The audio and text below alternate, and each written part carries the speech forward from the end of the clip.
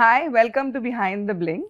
Today we are chatting with Mr. Vipul Shah, who is the Managing Director of Asian Star Group and also the current Chairman of the Gem and Jewelry Export Promotion Council. Hello Vipul Bhai, how are you? Thanks for having us in this program. Thank you so much for being here. It's a great pleasure having you on the show today with us. So Vipul Bhai, the first thing that obviously everybody would want to know, everyone knows you as the Chairman of the Council and the Managing Director of Asian Star. But something little bit about your personal journey as to what brought you in the jewelry industry and how did you start Asian Star? Okay, this was a family business and it started with my late father, Mr. Vipul Shah. And he was a small-time polisher as such, and then gradually used to start trading into small exchange of small polished stones and trading into it. And gradually, at that time, we built up he along with his friend Mr. Piyush Kotari, which is right now current company name is GJEPC. So along both the friends, they started the company named PD Kotari, and that's where the journey started. And Asian Star was a company, but it was a very silent company at that time. And in 1990, because the group was expanding, and we were in core cutting and polishing manufacturer, exporting across the globe as such. And because of the two families growing, we had an amicable separation, and it's that where the journey for Asian Star started. I took over Asian Star at that time in 1990. At that time, my father was not in a great health, and the biggest challenge at that time was that we had the complete manufacturing capabilities, and our motto was to expand on the sales front, and that is where genuinely my journey started. One by one, I started exploring different parts of the world, important markets, key markets for our segment, for diamonds mainly, which we were into. And that is where our distribution started, where we started our offices in New York, and then Belgium, New York, then Hong Kong, followed with then Bangkok, Singapore, and so on. Our journey started, and that's where we built up the distribution in like almost next 6, 7, 8 years. It took the journey from 1990 to 97, 98 to build up this. In 1995, since we were expanding in the rate where we were expanding, we thought that to have transparency, and we went corporate and we went public, and that is where exactly to give up transparency to the banks in the where a lot of working capital is required in the business, and at that time the business was growing, a lot of working capital was required. So in 95 we had converted ourselves into Part 9, and from Part 9 partnership we went into a listed company, and yes, it's a closely held company as of now, and that's where exactly the journey started. And it's moving on with the next generation as well. Wow, that's amazing. That's a really like commendable journey, I must say. So now your whole experience with Asian Star. So Asian Star is also in a domestic front and as well as the international front. Yes, Asian Star, what I understand is that you're talking about jewelry front. Jewelry front. So yes. When did you start jewelry? Yes, exactly. So the jewelry started in the year 2000. And when DBS, they implemented suppliers of choice, and that was the first driving us, that since we had the back end, we had the manufacturing, cutting and polishing abilities, we were selling to the top manufacturing houses and retailers as well. So there exactly then was that how do we add value to the next segment moving forward. And that's where we started the jewelry, where we started with Jewel Art as our export entity, and A-Star Jewelry as far as for domestic. And very gradually, domestically, like almost working with all the retailers, very closely with like more like a partnership, trying to understand them, where the business model, the designing part, and servicing them, where my younger brother is looking into the whole jewelry segment, that is Priyanshu. And on the export front also, similarly with our distribution network already created, we had an upper hand, and that is where gradually we started moving on the export front, where Europe and US plays a very major important role for our jewelry exports. Wow, that is amazing. So you have such a large empire, and you have a loose diamond business, and you have a jewelry business, and all of that. How did your journey in the council start? Honestly, when we were expanding, and I was seeing that in the council, that since people who are into the business, they need to also justify themselves, because a lot of government policies and everything is so important, and people who are running day-to-day business, and if they are not affiliated and they are not connected with the council, you are not able to get the desired results. And that's where I said that blaming any committee members is better, that I should also put my shoes and understand what are the challenges faced. And that's where actually I started with a small-time committee member and try to understand what is council about and how does the council's work and everything. And honestly, I've gained a lot from the council, and today I would say that whatever, like a complete businessman which I am considered today, it's all thanks to the council. That's amazing. So GJEPC has played a very instrumental role in doing a lot of reforms for the industry, whether it is with the government or whether it's, within the industry also, with manufacturers, with retailers. So can you share some of your key achievements that you have achieved with the government or with the retailers and the manufacturers? Yeah, 2012 to 2015 was the time when I was the chairman. First time I was the chairman of the GJEPC, and at that time that time was very new for me. A lot of challenges as far as, because being the face of the council, being the chairperson of the council, where I was literally exposed to a lot of ministerial departments and a lot of important foreign ambassadors as well, and how to take the council and the industry forward. So back end, always the council is always fantastically working on the back end, and even council is also improving day by day with experience and with experiments and everything. So the journey with IIJS, which was very important at that time. IIJS itself was started to become a brand, and we used to have this IIJW week, which was also very well established brand. And that's where a lot of Sonam Kapoor was our brand ambassador, and that was exactly the marketing part. I was starting to understand how council is playing an important market for the industry, how it is building up the brand as far as the jewelry segment is concerned. And at the same time, interacting with the government, understanding what are the challenges the industry is facing. So at that time, supply was also one of the major concerns as far as rough diamonds were concerned, and it was under my tenureship. I had the first successful World Diamond Conference along with Prime Minister Modi and Mr. Putin, and under one platform, under one roof in Delhi. And it was such a fantastic achievement, I would say, of the council. All thanks to the council, because that is where it was able to achieve. And yes, it was a very well desired results, because after this World Diamond Conference, immediately India started receiving raw materials from Russia directly. And that was a big game changer, because supply was a very essential part for our growth journey as far as loose diamonds were concerned at that time. Wow, that is like a really big. How do you manage to get all these things together? Like, how do you manage to bring these people together? So the main thing is the teamwork. The council is having a fantastic team. It is having a very strong executive director who is actually constantly planning things and guiding us, and is sharing all his views and ideas. And we have a board. And the board, where we as a board also share our views and ideas, and wherever we feel that this is the time where we need to be focused. So it's a pure mutual exchange of ideas, and which we try to make it a successful as far as the industry is concerned. That's amazing. So Vipul bhai, how does the council also promote Indian jewelry on an international platform? We have this platform called Ibex, in which we have set up for Dubai. In Dubai. So this Ibex is a forum where a first-time exporter who would like to start marketing those products as such, but because of high expense and everything, we give them a platform with a small size room where we help them organize the logistics and everything for the design, for the jewelry, and help them in that particular market as far as Middle East is concerned.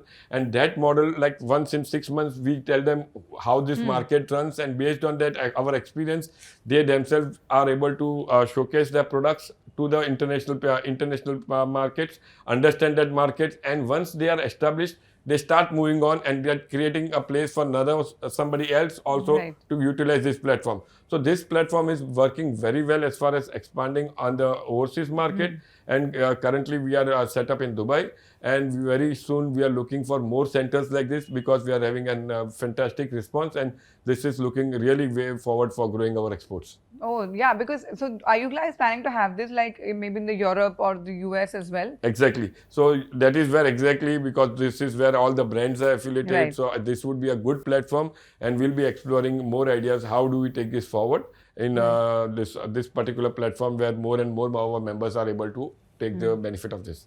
So, Vipul bhai, how has the government, since council works so closely with the government, how has the government helped the industry in the recent years? Yeah. Especially in the past couple of years, since you've been such an integral part of the council.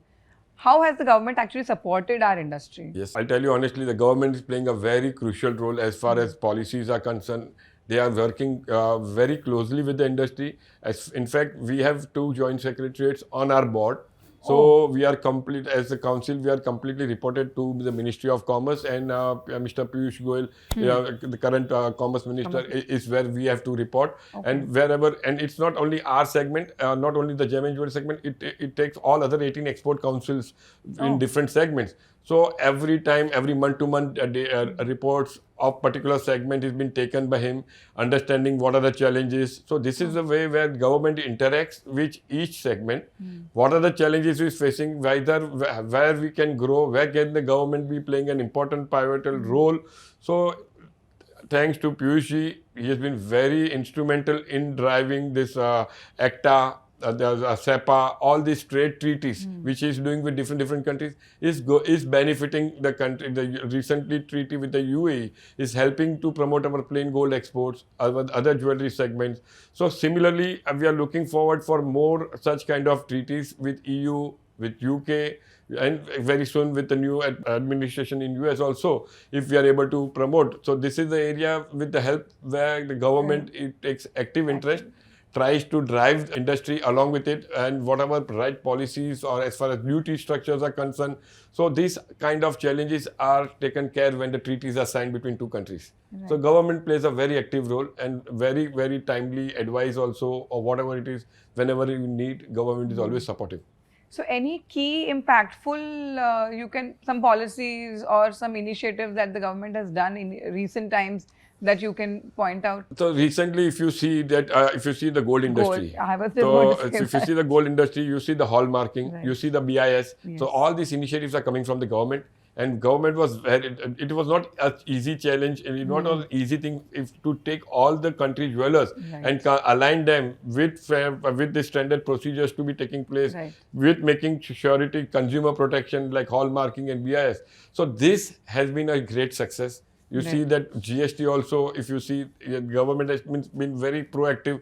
Yes. So whatever the government is taking decisions, very proactively decisions, which is in the benefit in the long term. And yes, today we are seeing the results. Today, if you ask any consumer walking to any jeweler, he's rest assured because he sees that whether it's a hallmark piece, whatever it is buying or BIS. So that is where the government plays a very important role. And now, does the government also pay, and the council also plays a very important role in the duties? Like what kind of duties apply in import of gold or export of diamonds? Yes. Government looks into each segment whenever there is a treaty taking place. What are our imports and exports to that particular country? Right. So all that things are taken into account. We are being asked to give the feedback like with our they take our feedback with each and every segment. What are the duties which we have to be paying while exporting or while importing? And based on that, they take our opinion, and based on our opinion, they look into it and make sure that when they are going ahead with the particular treaty for that gem and jewelry segment, what needs to be taken care of. So yes, government is very proactive. Also, Vipul bhai, a little bit of personal question. Since you have so much happening at your work also and the council also, how do you manage all of this? Because you have so much going on at Asian Star. You have your loose business, you have your jewelry business, you have your international, domestic, you have everything going on there. And I'm sure the council takes up a huge part of your time. Now, how do you manage that? First of all, I would say I am very much thankful to my brothers who have been very well supported of my taking this important position, and they have been able to handle and since last 4 or 5 years, my son has also been actively involved in the business, and he has taken over most of the things. So honestly, for me, as far as Asian studies is concerned, I can say that it's taking only 20 to 25% of my time. 70 to 75% His is counsel. the council, because day and night something or the other council is looking forward, and the way the things are moving, I'm telling you, I'm really proud of our council. That's amazing. That's amazing. So, what do you think, like being a part of the council and also running such a successful company in the domestic and the international space, what do you think is the future of the industry in the next 10 years? So the future of the industry is very important. As the world is changing, we have to adapt to the new world technologies. Right. Digitalization is very important, online sales and everything. So today, like if you see, you need to be innovative. You need to adapt with new technology, new designs, understand the market, AI, what exactly. You cannot shy or run away. You never know when technology will take over and you will be lost. So very important that every day is a learning process. And with the world changing and with this digitalization, I think in gem and jewelry industry also, this will be playing a very important role from back end as far as manufacturing is also concerned, and from the sales point of view, as far as online sales or digitalization Yeah. is concerned, how you showcase, how you put it forward. From a remote area also, Yeah. you can face competition in this Yes, digitalization world. absolutely. So that is where exactly we are trying to create such kind of platforms for our members, so that it could be it could be a situation for their expansion and our industry's expansion. Right. So, Vipul bhai, when the government has a lot of key initiatives where they have a skill development program.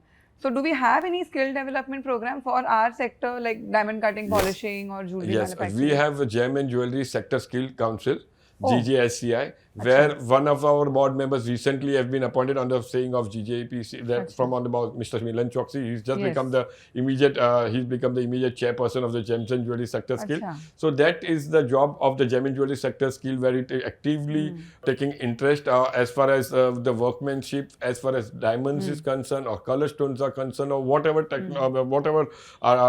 work as far as skilled force is required, and how the workforce has been taken care of, their welfare, all is been looked after the GJSCI, which is a Gem and Jewelry Sector Skill of this.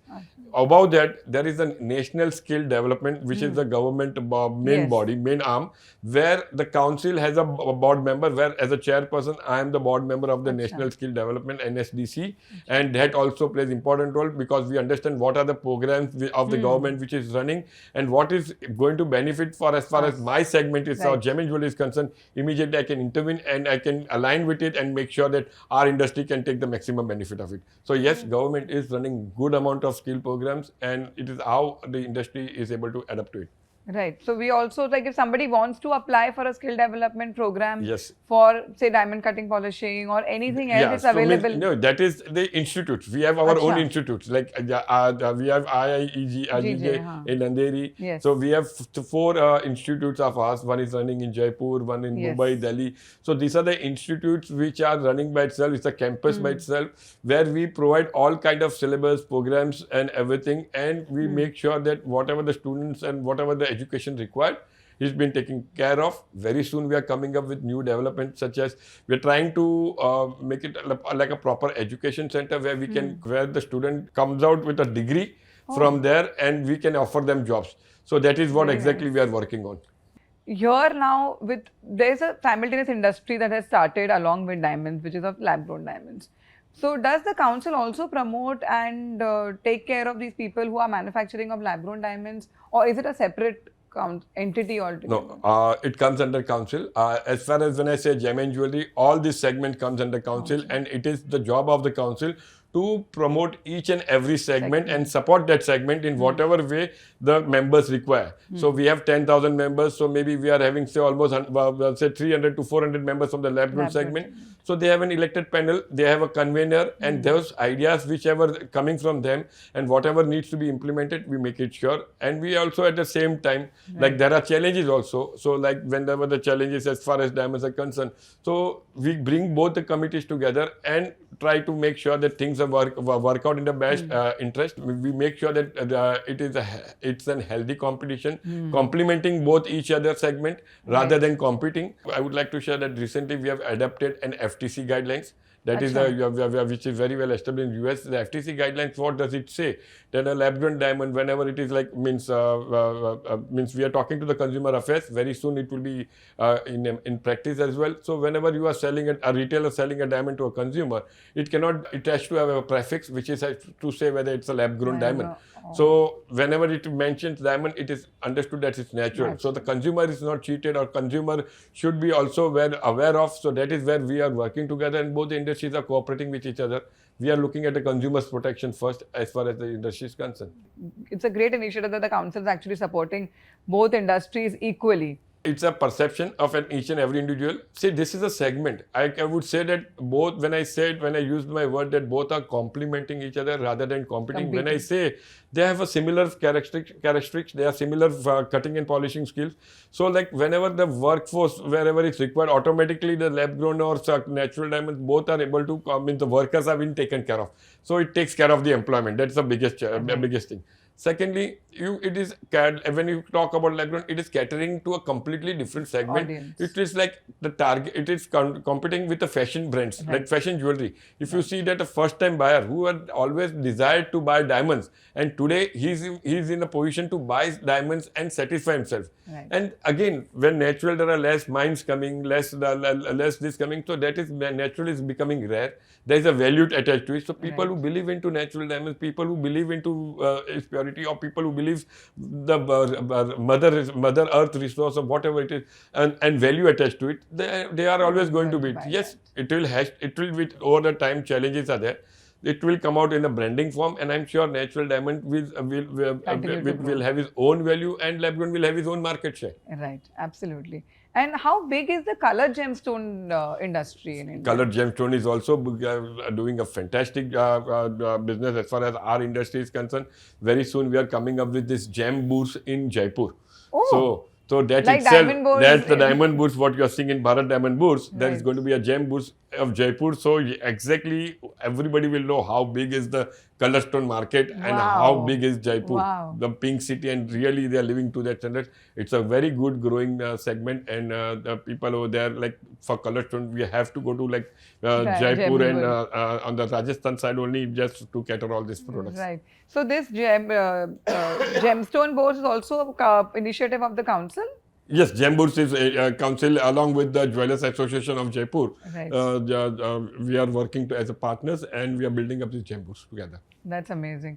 So Vipul bhai, anything else you would like to add from your part that you think the viewers would like to know about what the industry and what the council is doing for the industry, whether it is to a wholesaler, whether it is to a retailer, whether it was manufacturing of diamonds or colored gemstones? What would you think would your advice be to them? So I would always say that to enter means I see a great future as far as this industry is concerned. It depends on what exactly, which segment are you looking into. Yes, currently like cutting and polishing, we may have reached a stagnation point when we said out of 10 diamonds, 9 diamonds are cut and polished. So there are challenges. But again, if you move forward, you look into the jewelry segment, you look into the finished jewelry, there is a huge room where India is only having 10% share or 10 to 15% market share. Huge potential to grow with new innovative ideas. You see today recently with IPOs of successful IPOs of Senco, P and Gadgil. So this is the platforms how this industry can take you forward. So believe in it. How council can help. There are a lot of programs. There are a lot of institutes of council. Please look into the website of council. You will get a lot of information, and always feel free. We have a help desk, and we are ready to help all anybody who would like to enter this segment and support this business, because we believe that this industry has a bright future.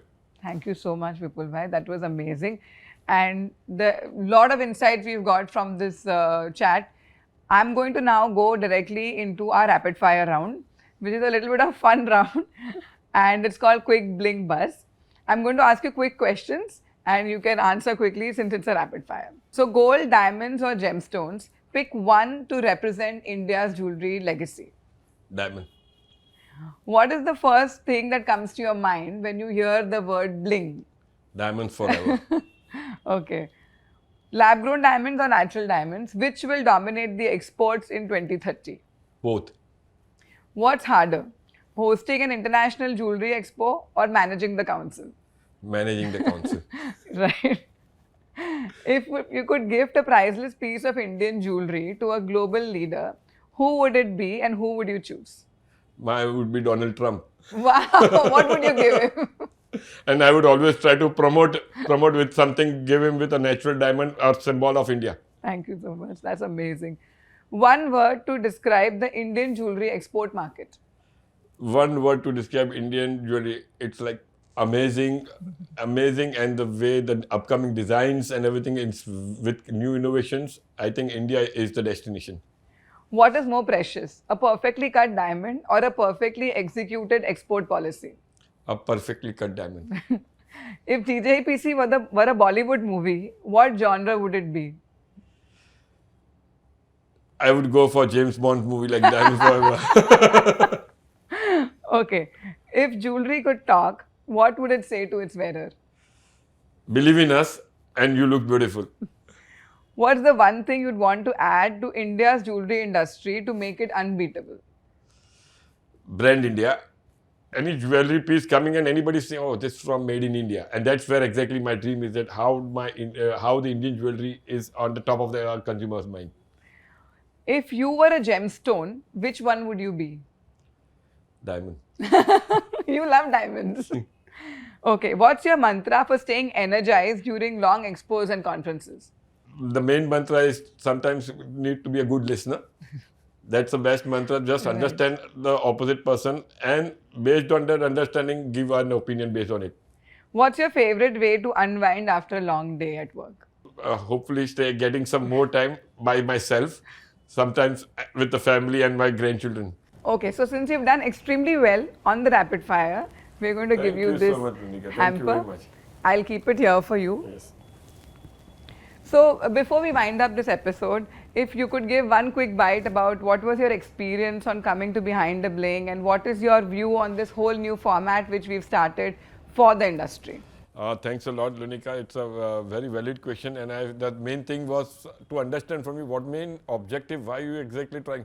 So I'm glad that once I've understood that this is at least in this way, by getting this kind of episodes, getting each and everybody's views on the industry. In one way, we are trying to promote our gem and jewelry segment, and I think it's a great job by you. And I wish you all the good luck and all the success. And wherever you need our support from the council, we are always there for you. Thank you so much. This is amazing. Thank you. Thank you so much for being here.